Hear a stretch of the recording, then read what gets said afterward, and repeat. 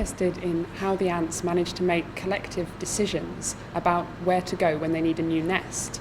And what we found is that the ants are able to choose a good nest, even if it's much further away than a poor nest.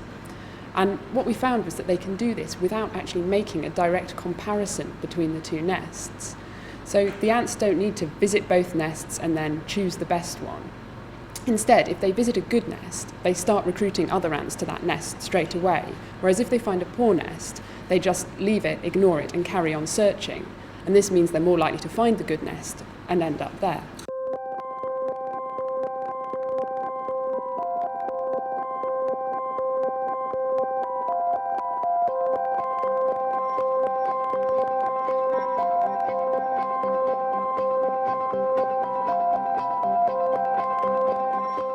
Well, we've used radio tagging for monitoring all the individuals in the colony and looking at what role each one plays in this house hunting process.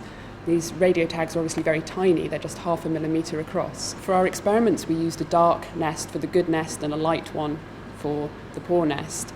They also assess the size of the nest. It needs to be big enough for the colony. It needs to have enough headroom for the colony, but not too much, so it's not possible for large predators to get in there and eat the brood.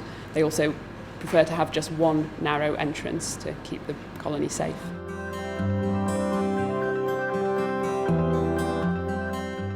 These results could give us new insights into how to make computer algorithms for collective decision making. And this is something which is important for networked computers or networks of sensors where information's coming in from lots of sources, but some kind of centralized action is required. And the information needs to be collated and measured up and assessed in a way that gives the right kind of balance to the different information. Often humans tend to focus too much on comparing all the information, and that can be very computationally intensive, particularly when you've got multiple sources. So what the ants are showing us is that a really simple rule can work really well.